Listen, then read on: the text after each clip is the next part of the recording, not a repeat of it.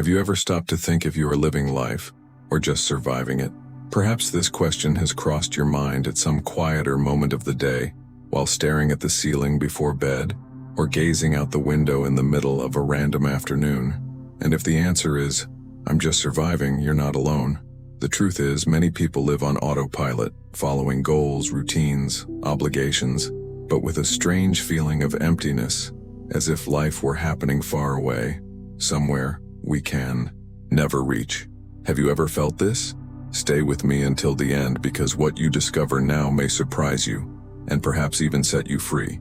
Today we'll delve into a unique, provocative, and profoundly transformative perspective on life.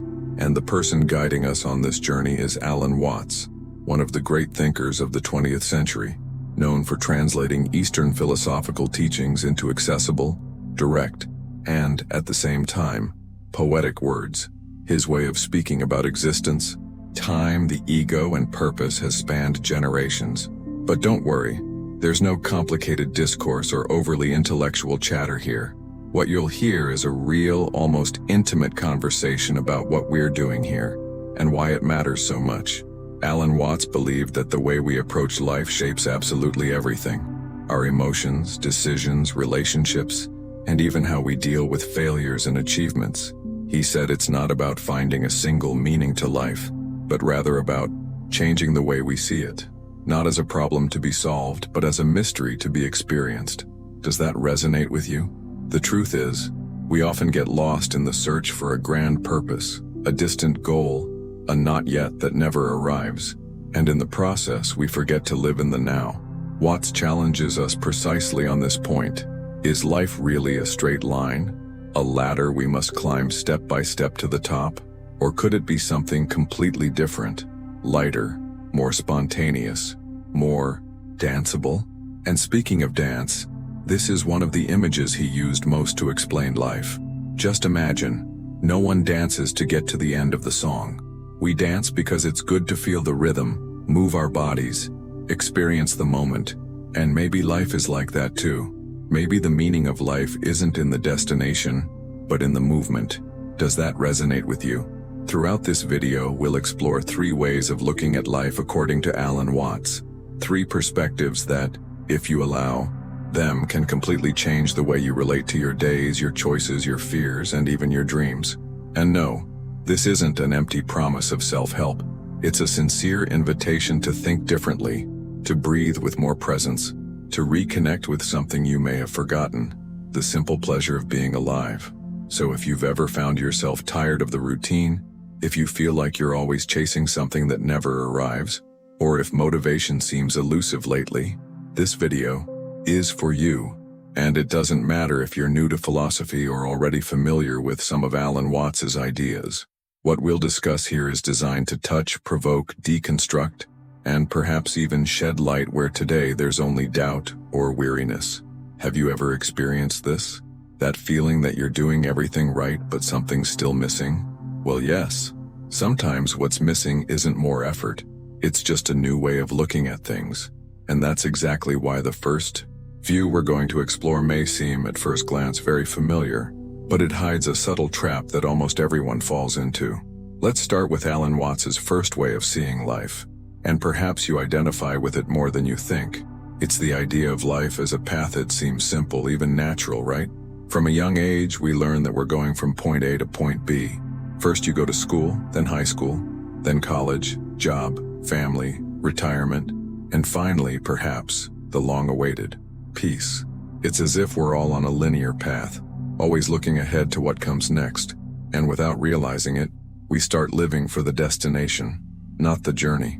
Watts said this is an illusion, that this idea that life has a grand finale, where everything will make sense, may be precisely what's robbing us of the present.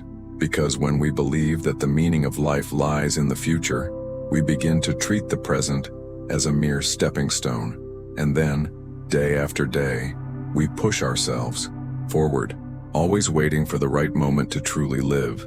But that moment never arrives. Have you ever felt this way? Maybe you're living the present as if it were a rehearsal, as if each day were just preparation for the main show that's always coming. But what if the rehearsal is the show itself? What if you're already on stage right now, without even realizing it? It's at this point that philosophy ceases to be theory and becomes practice. Because when we shift this lens, everything changes. Pressures diminish, guilt fades, and life, finally, starts to make sense here, not down the road. And that's exactly what makes these ideas so important to share. By the way, let me take this moment to tell you something. If this conversation is making sense to you, if it somehow touched you or made you reflect, consider subscribing to the channel. It helps me immensely to continue bringing reflections like this, with depth, care, and meaning. And more than that, it's a way of saying, I want to continue this journey together, because this space here is built on dialogue, and you are part of it. And since we're talking about seeing life in new ways, tell me in the comments, do you feel like you are living or just getting through the days? Your comment may seem like just text, but it's the fuel that drives this conversation. Every time someone comments, likes, or shares, that content reaches more people who, like you, are seeking greater clarity, lightness, and connection. And, ultimately, that's the true mission here. If the first way of living is to see life as a path to be followed, with a beginning, middle, and end, the second vision that Alan Watts proposes is completely different and brings a lightness that can change everything. But before we get to it, take a deep breath. Let it out. Let that first glance settle inside you, because what comes next might surprise you even more. Because when we start to question this linear model of life, this social narrative that tells us there's a certain place to get to, a certain success to achieve, an ideal version of ourselves to become, we begin to touch on a delicate but incredibly liberating point. What if all of this is just a mental construct? A story repeated so often that we no longer even realize we're living within it, as if it were the only possible option. Alan Watts said that the biggest problem isn't the fact that we have goals, but the way they hijack our present. He compared this mindset to climbing a mountain looking only at the top, without noticing the path. And what happens when, after years of climbing, you reach the top and discover that the summit wasn't what you imagined? This is the silent frustration that eats away at so many people. It's the feeling that you've done everything right, studied, worked, built, followed the plan, but still something is missing. The famous question, is this all there is? Echoes in your head. Watts said that this restlessness isn't a flaw. On the contrary, it's a sign of lucidity. It's your deepest self asking for a reconnection with the hidden truth of life. It's not a means to an end. It and the end in itself. But why is this so hard to accept? Because we've been conditioned to seek guarantees. We've been taught to believe that life is only worth living if there's a reward at the end, as if the present is worthless without the promise of a future. It's an invisible prison, and perhaps the greatest theft of joy we suffer in silence. The beauty of Watts's philosophy is that it doesn't offer us a new ladder to climb. It proposes that perhaps we don't even need ladders anymore, that perhaps the ground we stand on is already sacred, and that's where the second view comes in. Lightheartedly, almost playfully, but with profound impact. For Watts, life can also be seen as agam, and not just any game, but the kind you played as a child. Remember when you built sandcastles on the beach, not caring if the sea would wash them away? When every step, every laugh, every fall was part of the magic? Watts believed that this spirit still lives within us, but has been stifled by the serious rules of adulthood. The great thing about this vision is understanding that playing is not about winning. It's about play well, with joy, with creativity, with dedication. Like a musician who doesn't play, waiting for the song to end. He plays for the melody. Like a player who doesn't step onto the field just to win, but because he loves being in motion, feeling the rhythm, the heat of the moment. Watts invites us to reclaim this freedom, to live like a player without fear of failure, without attachment to the outcome, with pleasure in the process. This mindset has transformative power, because when you start seeing life as a game and not as a test you must pass, the fear of failure fades, the internal pressure diminishes, lightness returns, and, curiously, it's in this state that you create the most, connect the most, and truly grow the most. Not through the tense effort of trying to get everything right, but through the natural flow of someone enjoying the journey. It's like a video game. You can fall, lose lives, restart levels, but what keeps you going is fun, curiosity, and the desire to explore. And as paradoxical as it may seem, it's precisely when we stop trying to overcome life that we begin to live more intensely. Because living isn't about control, it's about participation. But Alan Watts doesn't stop there. He goes even further and offers a third way of looking at life, perhaps the most poetic, the most profound, and at the same time, the most challenging. He says that life is not a path, nor a game. Life is a dance. This image changes everything. Think about it. When you dance, you don't dance to get somewhere. You dance because you feel the rhythm, because you let yourself be carried away by the music, because in that moment, you and the movement. There is no end of dance as a goal. There is the dance itself, and that is enough. Watts used this metaphor to remind us that life, like music, is not here to be conquered or conquered. It is here to be felt, and that the beauty of existence lies not in the arrival, but in the vibration of each step, each gesture, each silence between one sound and another. This vision is almost like a call to radical presence, a surrender to what end, without the need to constantly judge, fix, or plan. When you start living like a dancer, time slows down. The weight of control lifts. You open yourself to the unexpected, and that's where the magic happens. In the details, in the encounters, in the mistakes that become discoveries, in the pauses that reveal invisible paths. This approach also reveals an often hidden truth, that we don't need to deserve life. We're already in it, and every moment, even the confusing, the painful, the seemingly meaningless, is also part of this mysterious choreography that is existence. What if tomorrow, instead of trying to make the day perfect, you simply danced with it, without trying to predict every step, without demanding guarantees, simply opening yourself to whatever comes, with curiosity and lightness? This isn't utopia, it's a change in mindset, and it starts with small actions, getting out of bed with more presence, listening to someone more attentively, enjoying breakfast without thinking about the next email.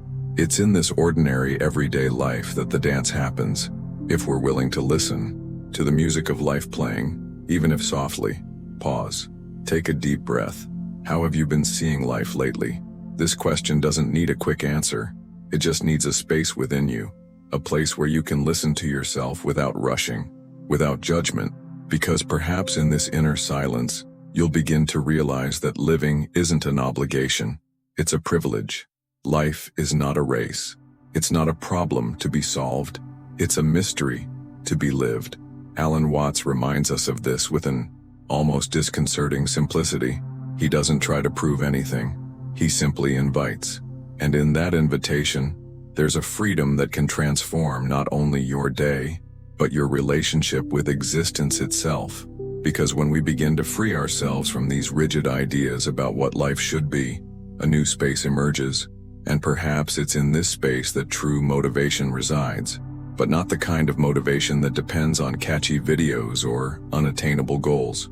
It's a silent motivation, born from the simple fact of being alive and present. Alan Watts called this participating in the miracle, and it completely changes the game. The truth is, most people aren't unmotivated because they lack discipline. They're exhausted because they're trying to live within molds that no longer make sense, working in roles that don't connect with their soul, chasing standards that don't align with who they truly are. And because of this, they feel increasingly disconnected, even when they're doing everything right. But what if the lack of motivation is actually a call to truth? A kind of internal wake-up call saying, hey, you don't have to keep pretending this all makes sense. Alan Watts saw the crisis not as something to be fought, but as a portal to awakening, an invitation to rethink, reformulate, and be reborn. He said that human beings are masters at creating complex games, and then forgetting they're just games.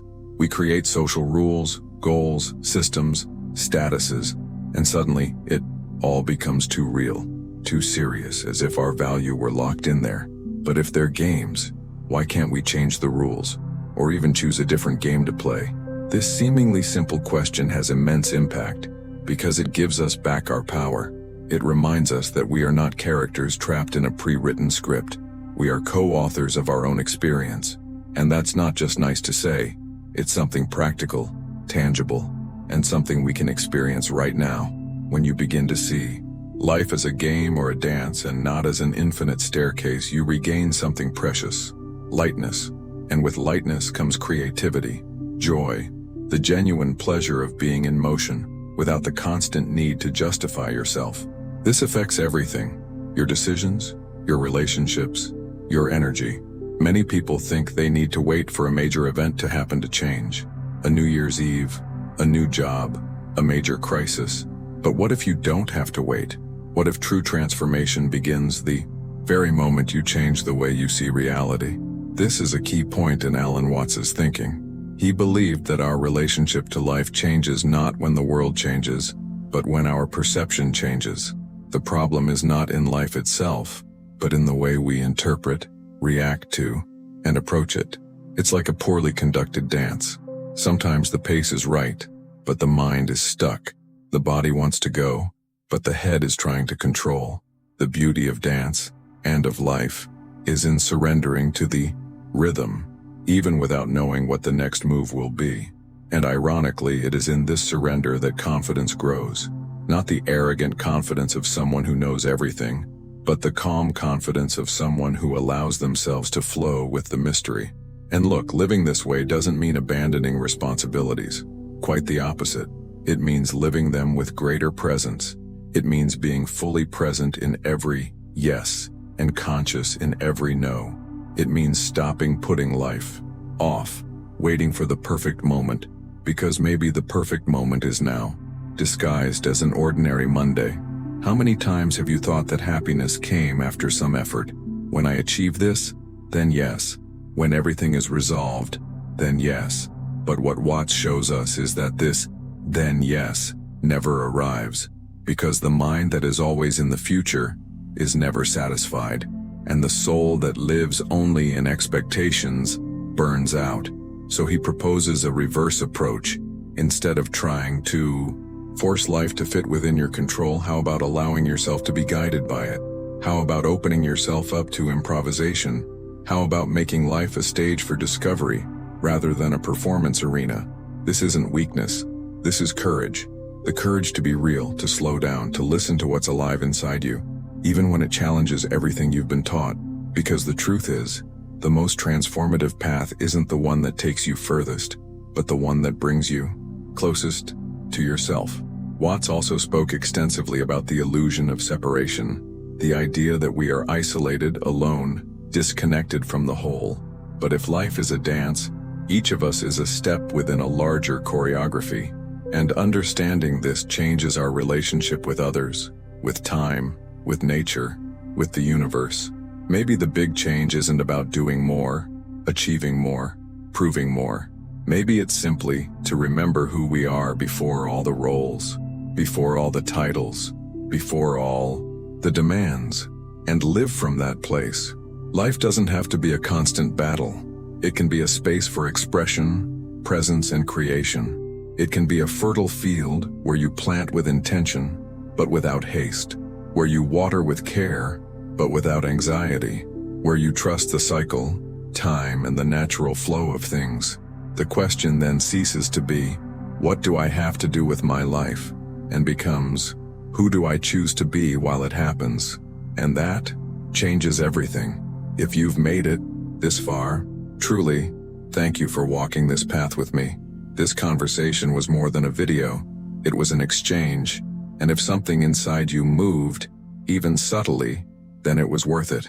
If this kind of reflection does you good, if it helps you breathe a little deeper in the midst of the rush, if it reminds you of what really matters, subscribe to the channel here. Not to follow just any content, but to continue walking together in conversations that go beyond the surface, that awaken, that touch where sometimes we didn't even know we needed to. Oh, and if you stayed until the end, comment below. That message was for me. It's a simple way to show that you were here, present, connected. I read everything with affection. And if this video made you reflect, brought you clarity, or just gave you a break from the day, leave a like. It's just a click. but it really helps keep this space alive and helps more people find this kind of content. There's a video here that complements this topic. Click and continue with me there. We still have a lot to dance in this life.